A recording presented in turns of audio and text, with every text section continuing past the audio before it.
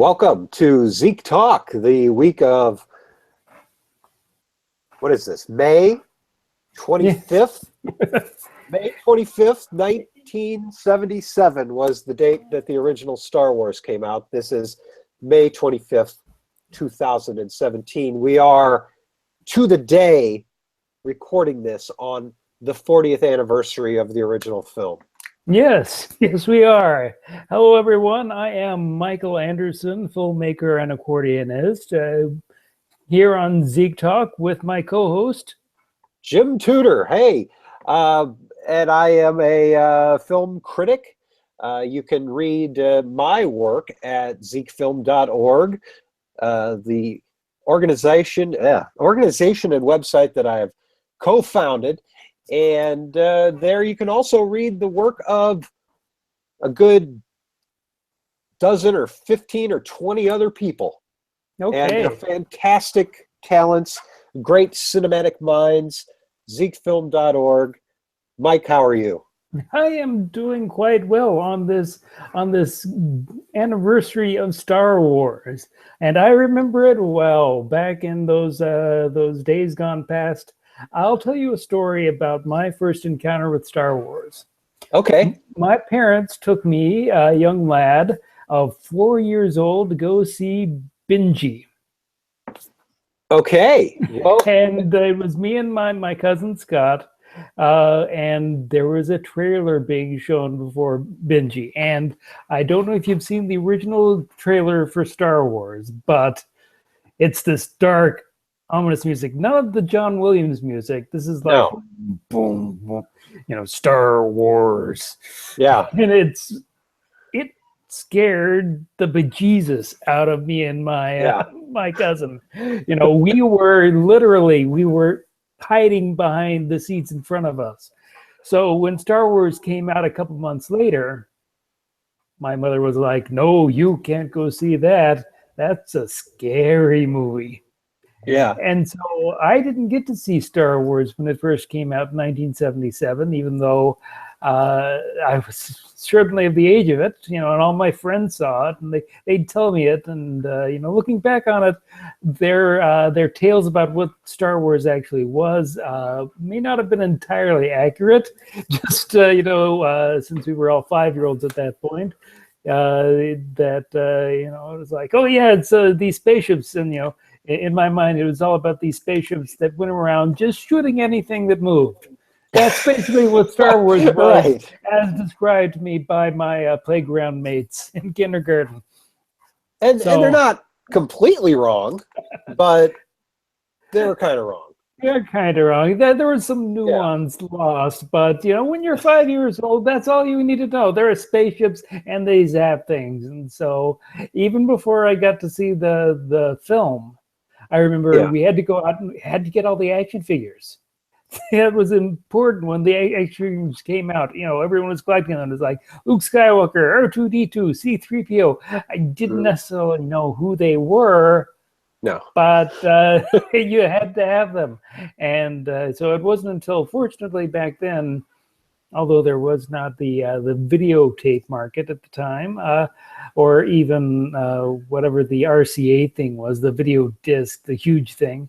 But they did re-release Star Wars several times. And I remember I had to go see it with my mother, and I saw it together, and we had to sort of scout it out to make sure it was okay for my little brother to see.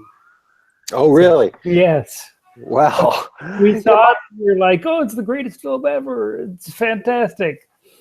So my story is not dissimilar, although no Benji. No Benji. Oh, yeah, that's the best part of the story. I know, I was deprived. It's weird, Mike, to think of a film landscape, a culture without Star Wars. But, before this date 40 years ago, that's precisely the world everyone lived in. And you and I lived in that world. We were very young. I myself was I 3.5 years old when that movie came out. So, like this morning, my son asked me, Daddy, did you see Star Wars when it came out? And I thought, well, no, I was 3. And he kind of did, one of these. and I'm not sure if that's because I didn't see Star Wars when it came out, and he knows that I'm such a big fan, or because the thought of me as a 3-year-old. But either thought is very scary. I know. But anyhow, I didn't see Star Wars until it came back again in 1979 for a re-release. I saw it at the Kirkwood Theater in St. Louis. I remember that. My parents took me because the Kirkwood Theater was located, it's not there anymore, but it was located down the street from the train station. So we sat there at the train station and watched trains board, passenger trains for, about, I don't know, what to me felt like about 6 hours. It was probably about 20 minutes. And by this time, Mike, I, like you, already had a poster on my wall, which was kind of the impetus for my fandom. I didn't know who put this poster from Burger Chef. It was this painted poster of C-3PO and R2-D2, and it was one of 4, as it turned out, that Burger Chef, the fast food chain that no longer exists, was selling as an incentive at the time. Someone hung that in my room, and I just saw C-3PO, and I kind of seized on him as this big golden robot, and I was like, that's cool, and it just, that right there, I started asking my neighbors what this is. And of course, like your friends, they knew. Everyone knew everything already, but they were ahead of me. I was trying to catch up with them, so I got trading cards. I got the book. I got even some action figures before Star Wars, I ever saw the movie in 1979. By the time I saw the movie, I knew everything. I knew going in, spoiler alert, that Obi-Wan Kenobi dies, that he's killed. And, my 6-year-old self, I wasn't used to seeing a lot of movies with people dying yet. So I was kind of thinking, well, maybe, why would they kill off a good guy? That doesn't really make sense. I don't know. I bet you when we see it, he won't die. And then, of course, he dies. And, my universe is shattered. And then I spent the rest of the movie looking for Boba Fett, who didn't show up until The Empire Strikes Back, but there was a pre-release action figure by this time. Do you remember that? Well, yes, the pre-release Boba Fett, yes. Right. So I was looking for Boba Fett back in the corners of the frame. Of course, that wouldn't happen until the special edition in 1997. That's a different deal. Yes. But yes, no, Star Wars. It was a big deal at the time, and has grown even bigger. It seems in the years since then. I saw it in another theater that is no longer there, the Hillcrest 4 Theater in St. Joseph, Missouri, and then I later saw it at the Drive-In, the Skylark, which also is no longer there. But the movies live on. Yes, and this was all before the age of VCRs and anything. And Star Wars had yet to be shown on television at all. The way to see the movie was at the movie theater, and that was it. Yeah. And that was the case until, 1983? Yes, well, it's not to say that you couldn't experience it. At the time, they had the Star Wars story on vinyl record. So you could listen to an abridged version of Star Wars. I remember my uncle had the John Williams soundtrack. I remember being very disappointed when he played it for me. It was like, but where's the story? Yeah. It's like, this is just the music. Where's, I wanted to listen to like the radio adventure or the audio adventure. But you said boring. Yeah, it's just music. Well, I'm a little different. I was kind of obsessed with the Star Wars theme to the point where I begged my mom to take me to the public library, and every time we'd go there, I'd rifle through the soundtrack vinyl records and they never had it. They always have things like Camelot and The Sound of Music and The West Side Story and all these old musicals that I didn't know about. And when, you know, I'd stumble across other things that it's like, okay, close but no cigar, but I'll take it. Like Buck Rogers in the 25th Century. Oh yes. That with Gil Gerard, that record for that. And then I got Queen's Flash Gordon, my introduction to Queen. That was a big deal. But yeah, eventually, you know, I'd get that Star Wars record and just like, yeah, you know, any way to hear that music. That dun, dun, dun, dun, dun, I have to say, I did grow into the soundtrack thing. And the first record that I remember actually going out and spending my own money on was the Now Sound Orchestra performing the theme from Star Wars and Star Trek the Motion Picture and Close Encounters and 2001 A Space Odyssey. Cool. And I was like, these are like all my favorite themes. You know, this is going to be great. And I get it there, get it home. And like the vast majority of them are like the disco versions. Yes. Well, there was the famous Nico disco version. Yes. This was like a knockoff. You know, you listen to it and it's almost a sound alike, but not quite. No. But so yeah, I remember, and of course, being so young, I didn't quite get. It was like, you know, there's something not quite right about this Star Wars album that I got. But it wasn't until that you know, I went back, and again, my uncle made me a tape of the original Star Wars soundtrack, and it was like, wait a second, no, this is what Star Wars sounds like. It is. That's what you want. I'm watching you through my macro binoculars, by the way. Oh, of course. Cool. Yeah. This is what Luke Skywalker uses to see the big battle going on. In the storybook and the deleted scenes, I don't think he used this in the movie, did he? Doesn't he look for R2-D2 with that? Does he? Yeah, he looks for R2-D2, which... there he is. Oh. There he is, right back there, yeah. I found him. I don't need these now. But, yeah, yeah, it's just, you know, so fantastic. I did see The Empire Strikes Back and Return of the Jedi, as I'm sure you did, on their general release. Of course, yes. And, you know, and by then, you know, pop culture had changed. In fact, I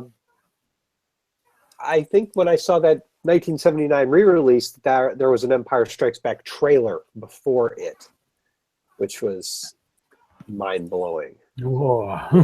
Yeah. First look at that movie. So, anyhow, of course, this is terrific. This is also the release date of 5/25/77, the Petrie Johnson film. Right. The long gestating film. Have you heard about this? Yeah, I have. I think years ago I heard a podcast interview about it. Would that make sense? Was this something that would have been talked about maybe 5 years ago? 10 years ago. It was supposed to come out a decade ago. Right. But I have no idea what the story is that caused it to be delayed so long. But apparently it's coming out now. So and what is it? Learn more about it. It seems to be a tale about a young teenage boy who sees Star Wars and is inspired to be a filmmaker, and about some of his misadventures making low budget films on a Super 8 camera. That's right. As you were saying that, the interview I heard all those years ago did come back to me. And yeah, that it's just now coming out. I figured that was probably out there, and it just got past me. They had a screening apparently at some point, but I don't know what held it up. If any of our listeners or viewers know, let us know. Give us an email. What's the Zeke Film? It's ZekeFilm@gmail? ZekeFilm, yeah, it's ZekeFilm.org@gmail.com, which is a little cumbersome, but that is it's the website .org with gmail.com. So yeah, sure, you can email us that way, or this will be a YouTube. You can leave comments here. All are welcome, and please, while you're doing that, take the time to thumbs up our videos and subscribe and all that nonsense. See, these thumbs only go one way, and that's up. Sure. And yeah, we like to talk about Star Wars, and I'd like to, hear what other people have to say. Lots of stories today, remembering 40 years ago, before and as the film was opening, and the way that changed the pop culture. Science fiction movies, like you were saying at the very beginning of the show, Mike. It's like they were scary. They were, this kind of nihilistic. It was like Logan's Run was the big sci-fi movie. Yeah, and that wasn't. I mean, yeah, you could say that was nihilistic, but I mean, it was a bit scary. Logan's Run does have a certain place in my heart. It was directed by my namesake. Also, true that. Yes, directed by Michael Anderson, which is one of the reasons that I have to put my middle initial K whenever I get credited for anything having to do with film and television. So thank you, Michael Anderson, the original. I salute you. Oh, I'm sure. Logan's Run, yes. Well, it's I do kind of miss things like Silent Running and Logan's Run, where they'd it wasn't just all comic book action. They tried to do something weird. They didn't succeed a lot of the times. I mean, looking back on Logan's Run, yeah, it's kind of silly in points. So which is why it's if you can imagine a movie that's both incredibly silly at times but still kind of nihilistic, yeah, that's Logan's Run. Yeah, it's silly. I mean, it was a hit. Yes. But nothing matched the visual effects of 2001: A Space Odyssey, and that was 1968. Nothing until Star Wars really matched that. And then you had in between all these, not a ton of science fiction movies, but whenever there was one, it'd be like Silent Running or Logan's Run, right? Yeah. So THX 1138. George Lucas's first movie.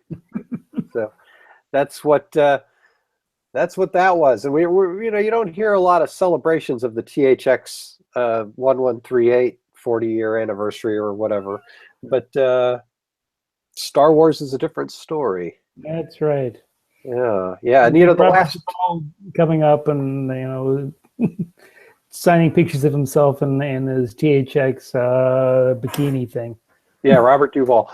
The Last Jedi, the new Star Wars film that will be opening in December, that was originally slated to open now.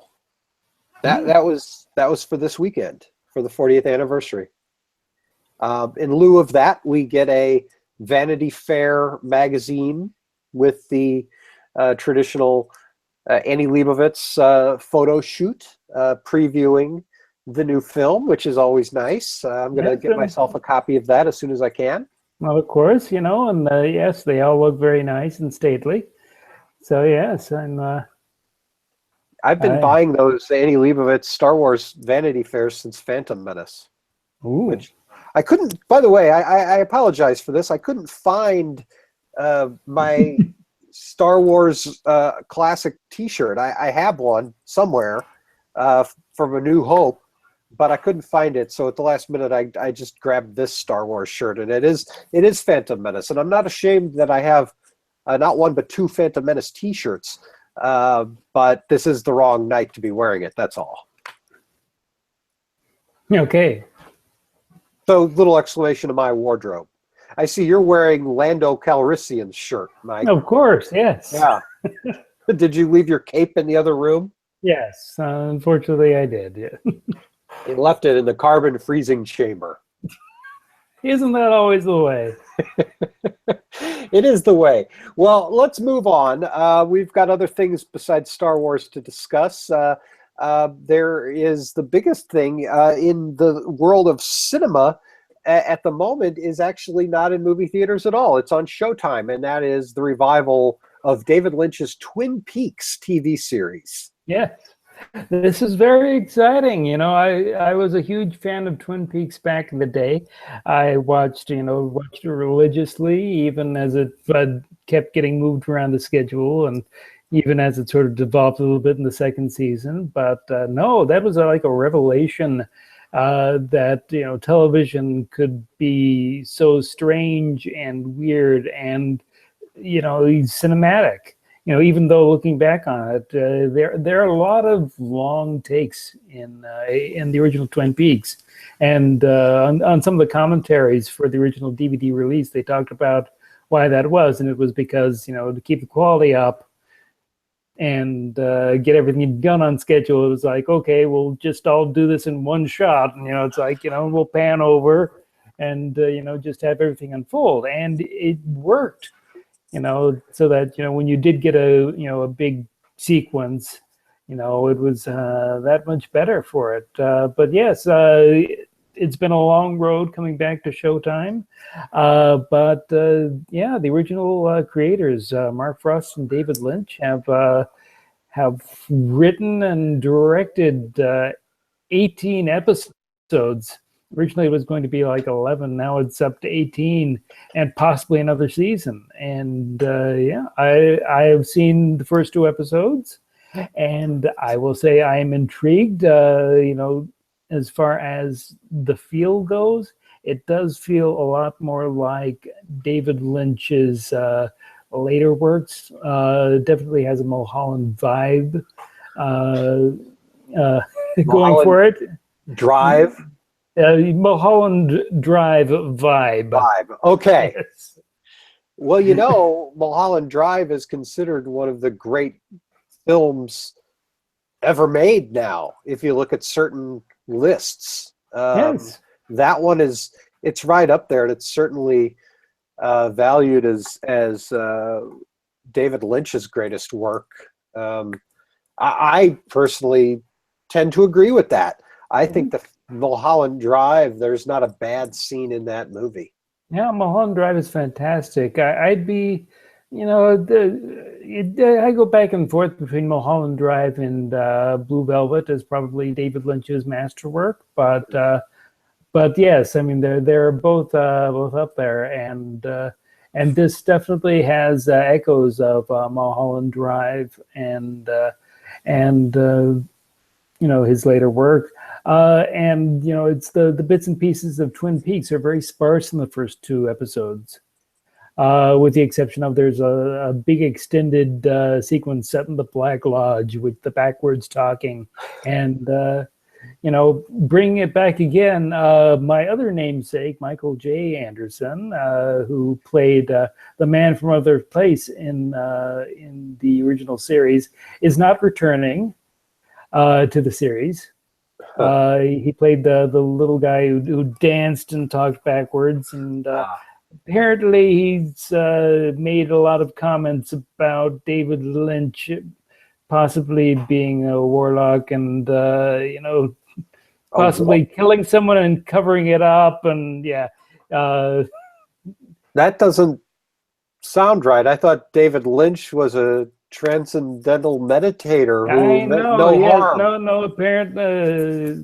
Apparently, Michael Anderson has been saying that no, David Lynch is a monster, and not surprisingly, David Lynch has not cast him in the revival, but has instead replaced his character with a tree with what appears to be a brain on top. Oh, well, okay, that because why not? Really, it makes sense in context. That's what they always say. Yes. I fond memories of watching the Twin Peaks pilot on TV. I watched that, not familiar with David Lynch, but I had heard the name enough to know that there was some prestige there. There was some quality. It was a big deal that this filmmaker, this celebrated filmmaker, was coming to TV. So Lynch was probably one of the first directors to do that, right? I mean, I don't know. No, and he was, as far as I can, I mean, I think he really trailblazed it. I remember a couple years later, what was it? Barry Sonnenfeld, I believe, did Homicide: Life in the City, was it? Life on the Streets? Life on the Streets, yeah. Yeah, there was that. Although I'm going to backpedal a little bit. There's, of course, Alfred Hitchcock Presents. Ah, yes. That's probably the go-to shining example of a director parlaying his Yes. cinema fame. But David Lynch with Twin Peaks, like you say, that was a different story because that show really broke the mold. Oh, yes. And I watched the whole first 2-hour-long pilot, and it's fantastic. It's just, I haven't watched it since, and so many chunks of it really stick with me. I still remember them. Did you watch the series after that at all, or? Well, it was hard to keep up with because, like you mentioned before, the network moved it around a lot, and it was hard for me to keep track of. I watched it when I could. I did not watch it religiously. I'd like to say that I watched maybe every third episode, and I just kind of decided, being kind of a half pretentious, wacky high school student, that was really the ideal way to watch Twin Peaks, because the show's so weird. Why not just go with it and tune in every third episode to make it all the more removed and odd? Yes. I had no idea what was going on. I mean, less idea than people who actually were watching. And nobody knew what was going on, but I really didn't know what was going on. So by the time we got into the second season, I was completely lost. And I can't say I found it engaging. I do want to watch the whole thing at some point. And I haven't seen the new one, by the way, like you have. I've not yet gotten a chance to see that. I don't know when I will. But the reviews, I don't think I've heard one negative review yet. No, yeah. I mean, even the ones who say it's just as well as the Showtime executive said, this is sort of pure heroin version of David Lynch. This is no compromises. This is okay. David Lynch to the extreme. And what does that mean? It does sound like this Twin Peaks is very dark, more Fire Walk with Me maybe than yes, the Twin Peaks pilot that I'm talking about from 25, 26 years ago. It's on Showtime. Does that mean that we're seeing like R-rated Twin Peaks? Is that what this is? Yeah. If this were on in the movie theaters, it would be R-rated. Although it isn't as R-rated as you might think it might be. It's like there is a brief flash of nudity and a couple curse words, but they are very sparingly used. And it's the original series sort of bounced itself between the Lynchian weirdness and just doing more straight ahead, or I hesitate to say straight ahead because a lot of it was really out there. But there was, if you tuned into it, on the Thursday or Sunday or Saturday night, whenever it was on, you wouldn't necessarily immediately peg it as being weird. If you tuned into this, yes, okay. You'd be like, this is just weird. But there were a lot of the network made them adhere to certain narrative norms. Right. Like, and I think that was I think that worked for the series. It definitely helped keep keep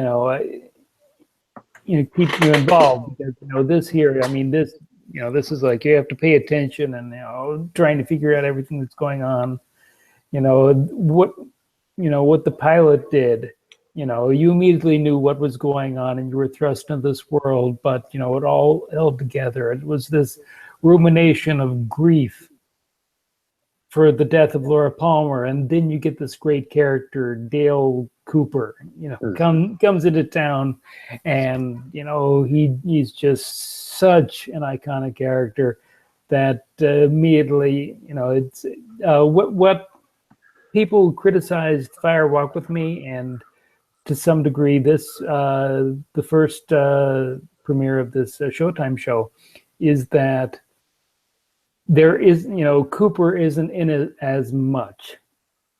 The straight arrow, Cooper that we all know and love, because he's the heart and soul of Twin Peaks in many ways, because, it's the way that he looks at the world with its wonder and, his brain and trying to solve out the murder. He's sort of our way into the strange and weird world of Twin Peaks. And for much of the first episode, he is still stuck where he ended up at the end of the series, stuck in the Black Lodge. And so, it's like, as with Twin Peaks Fire Walk with Me, without Cooper there, it gets really dark really quickly, and it's very dark, very weird, and without the sort of, the light to balance it out. Right. And the way you describe Cooper, it sounds like, well, my impression of Lynch himself. Oh, yes. Somebody who's very interested in, kind of a light and dark moral worldview, and somebody who's, does carry with him a lot of wonder, and is, of course, very interested in looking into the truth and finding out what makes us tick and how dark things can be. But, that seems to be, an important element of the David Lynch characters.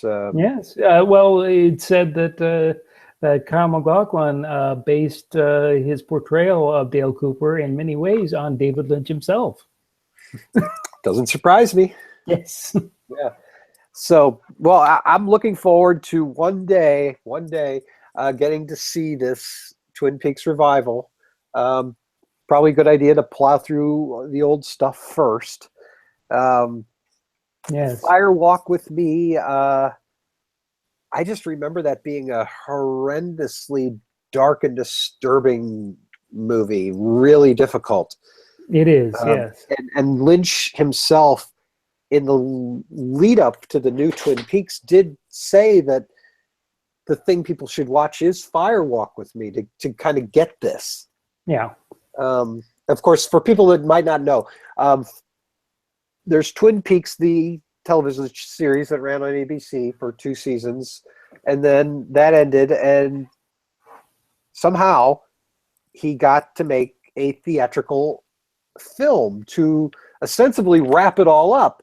Of course, the film comes out, and it's this, as Mike's saying, this completely dark and odd and removed sort of nightmare of a movie, and it perplexed people more than anything, and it did upset some fans. And that was it until now with the new episodes. Yeah, I mean, originally it was supposed to be a series of films, and it was, it was possibly a trilogy, and it was all supposed to wrap things up, but or at least wrap them up as much as possible. So, shock and dismay, Fire Walk with Me doesn't do well enough for a sequel? Exactly. Yeah. Yeah, because all the fans, they wanted a continuation because the series ends on this massive cliffhanger. So you're like, you want a resolution of it, and even in the prequel there are allusions to the finale, and if you watch, the big box set of the entire series on Blu-ray came out, and it has a disc of outtakes from Fire Walk with Me, which was a big deal. Yeah, it was a huge deal. Lynch shot so much more footage than he actually used in the movie. So all the favorite characters, it's like a whole nother movie. It's like 90 minutes almost made of different scenes that got cut out. Right. And including a scene that's actually set after the end of the series. Oh, so interesting. Yes, that continues immediately after the series ended. Yeah. So, I just like to see more David Bowie. Oh, yes.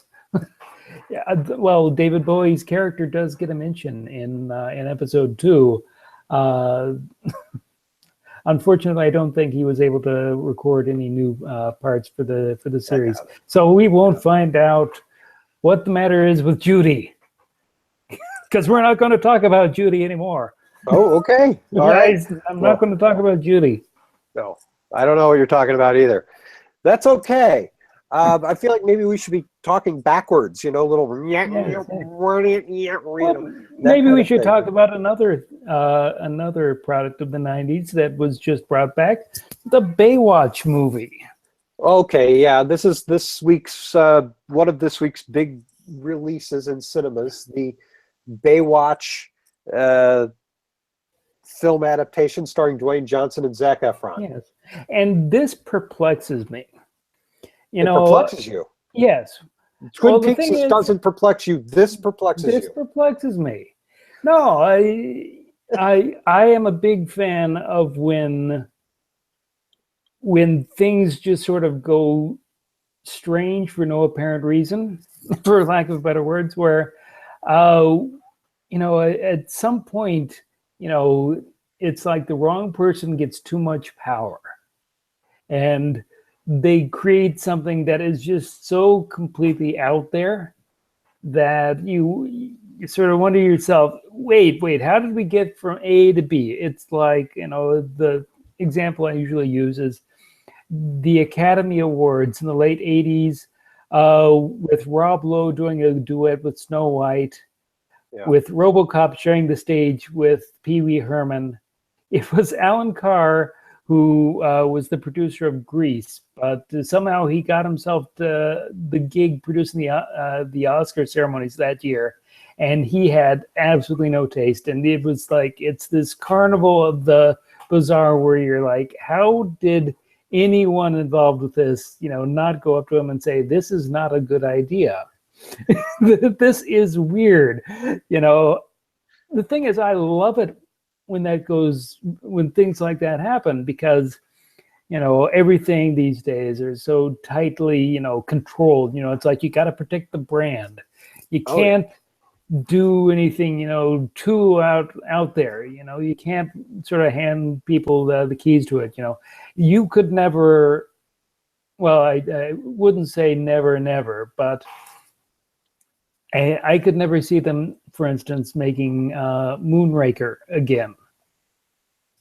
Where it's like all of a sudden, let's do James Bond in space. It's like, no, James Bond, ever since Daniel Craig has been there, it's this grim and gritty, and I don't see them ever, at least not anytime soon, making, one of the lighter Roger Moore or even the weirder Pierce Brosnan movies again. But then something comes along like Baywatch, and you just look at it and you wonder how the producers of the new Baywatch could completely miss the appeal of the original series. And that's what's happened. They've made Baywatch into this raunchy comedy, a lot of language, and a lot of gross out humor in the sort of modern vein.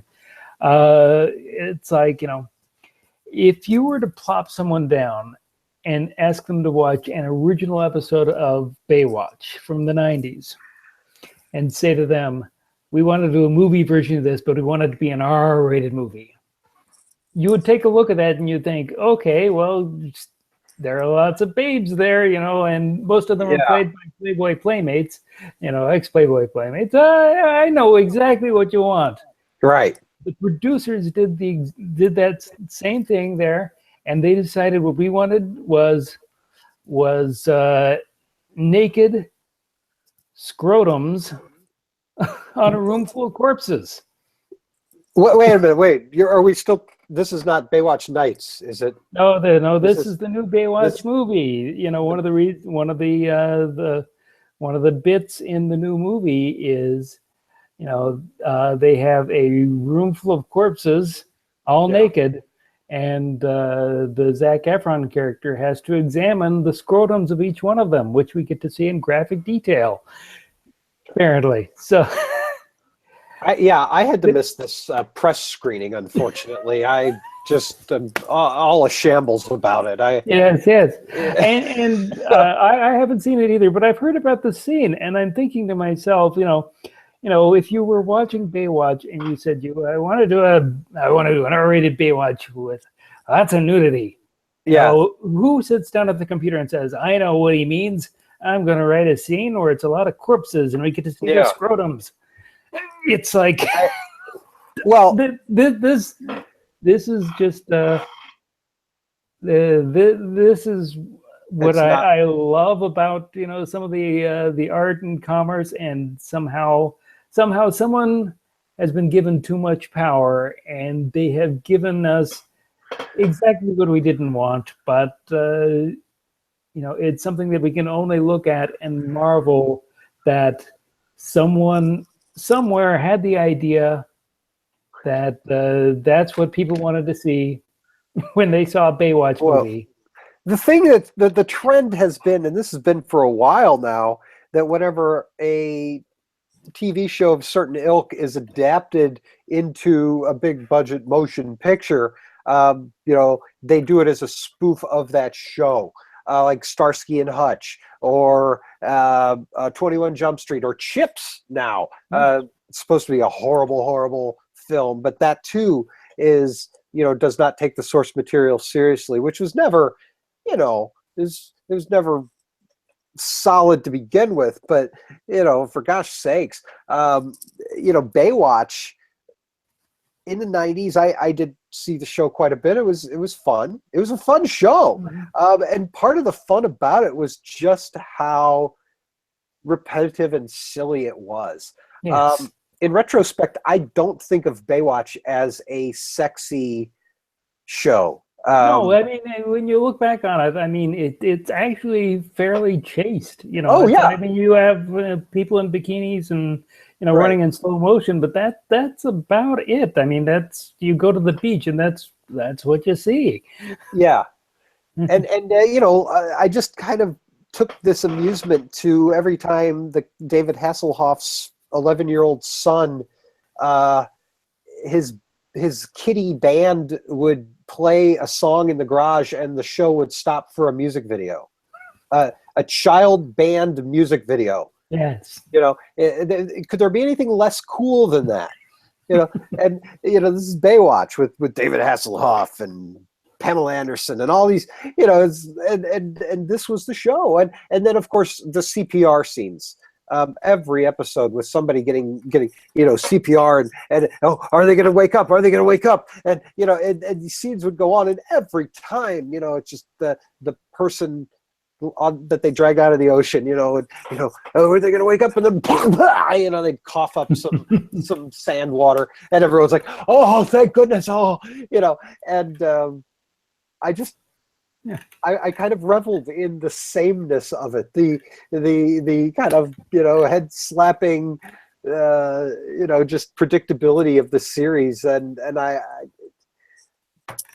don't know if that makes any sense, but no, I see exactly where you're coming from, and a lot of times, I mean, sometimes it'll work. I mean, the 21 Jump Street, works also because I mean they're actually good comedy filmmakers that were working on them, or something like the Brady Bunch movie. I mean, that was, obviously, even as a spoof, it was still done as a love letter too. But you get something that's so earnest as Baywatch was back in the day. Just and the idea is to play around with it a little bit, but I mean, at the same time, do we really need a Baywatch gross out movie?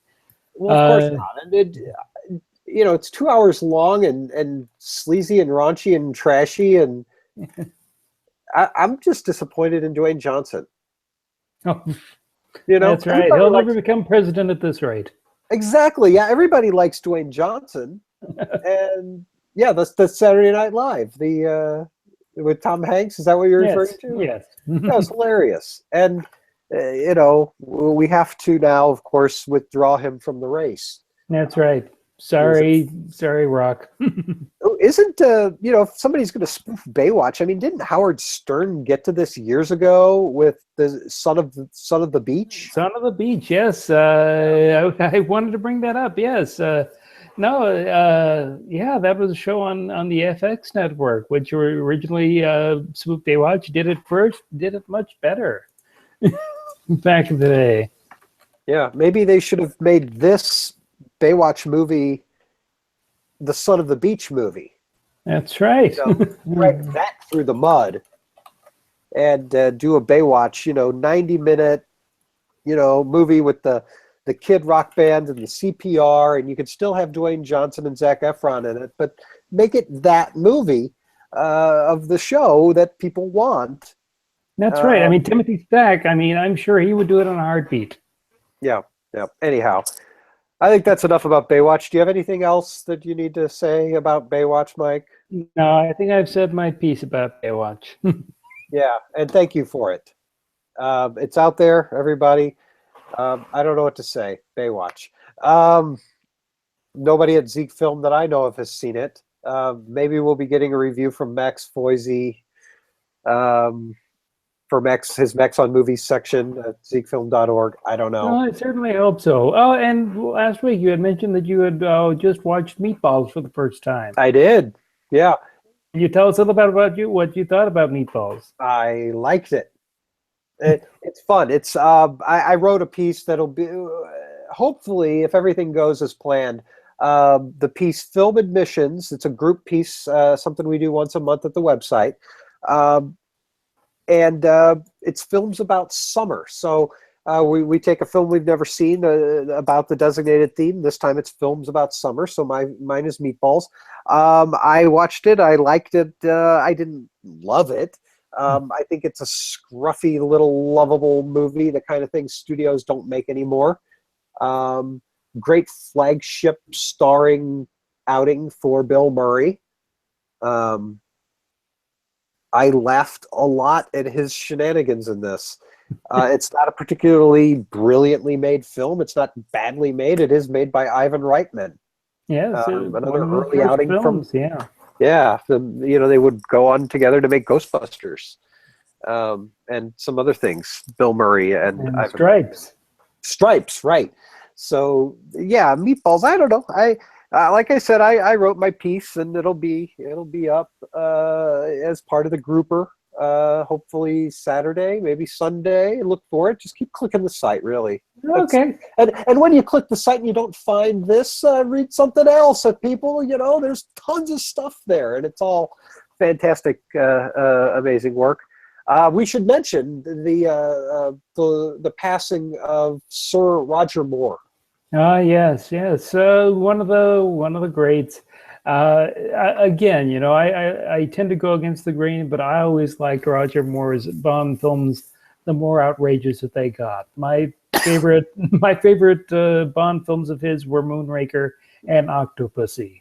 Wow, Mike, you are against the grain. Yes, I mean, Spy Who Loved Me, of course, would be probably up there as well. That was sort of the archetypical Roger Moore film, but actually done pretty well. The one that I couldn't get into, I tried rewatching it a couple of years ago, was For Your Eyes Only, which is a lot of the ones. It's the one that people point to and say that's Roger Moore doing a gritty Bond, and that's great. And frankly, I was kind of bored by it. Rewatching it, it's like, wow. Yeah. I'm still taken with For Your Eyes Only. It's been probably a good 10 years since I've seen it, but I do consider it a high water mark for Roger Moore. Not quite as high as I put The Spy Who Loved Me. And of course, Live and Let Die.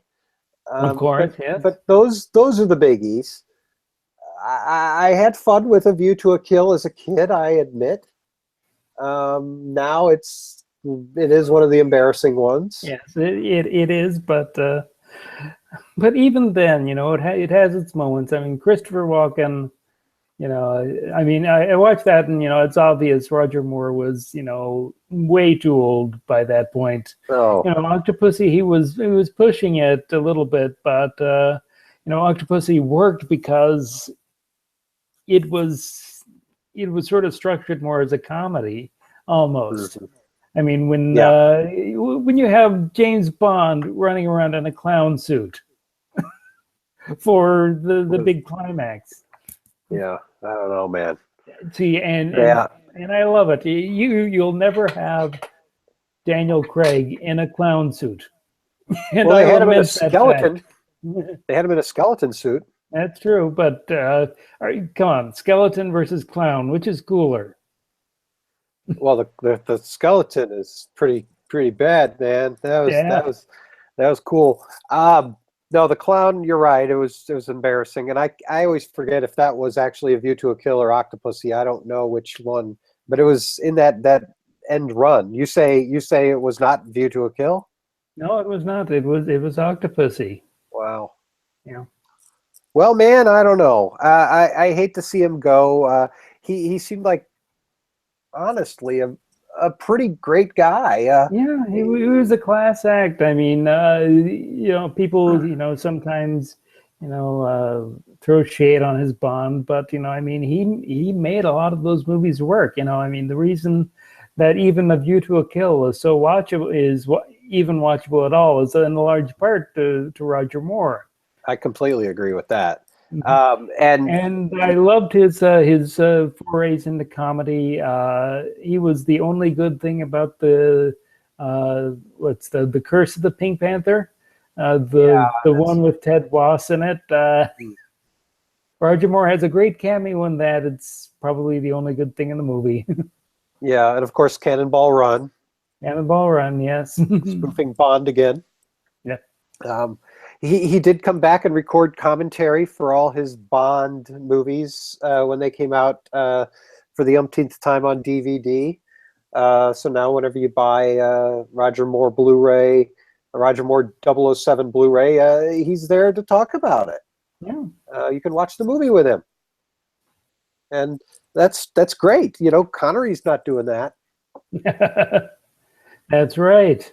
Right. That's So another thing, Moore has on Connery, but yeah. Well, by the way, did you see there was our local news here in St. Louis put out, for the obit of Roger Moore, the way they screwed it up. Did you see this? no, I didn't. I'm going to hold this up to the camera. Oh, the picture of Sean Connery. Yeah, it's a picture of Sean Connery. It says Roger Moore, James Bond actor. Yeah, I did see that passed around. I didn't know it was the St. Louis paper. Well, I believe it's from here. I think it's one of our contributors actually found this. I don't know. I assume that's the case.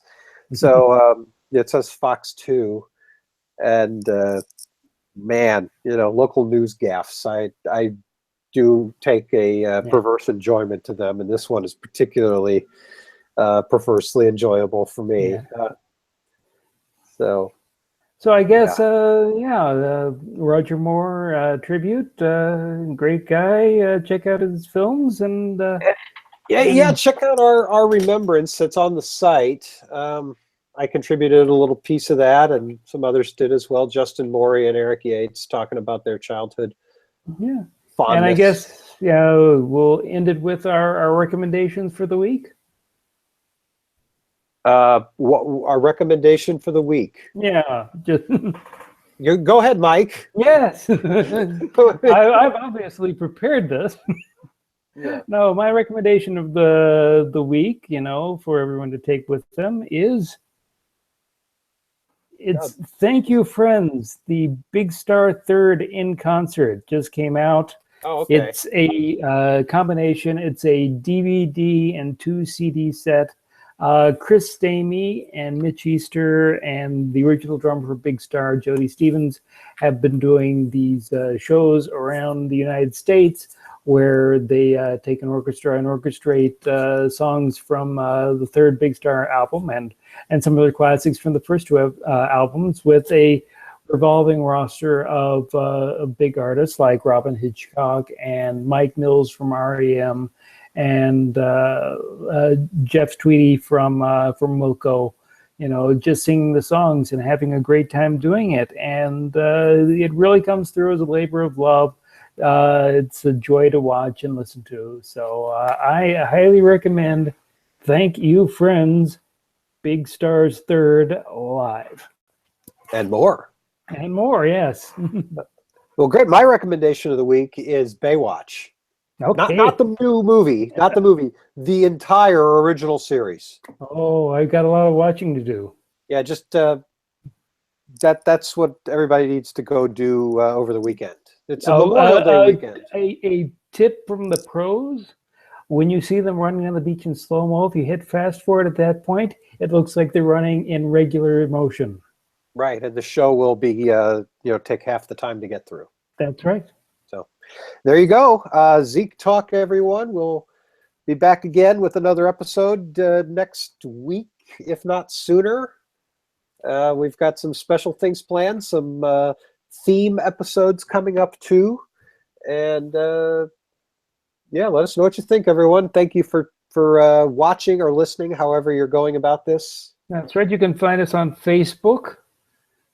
So Zeke Film has a Facebook page. So yeah, drop us a line.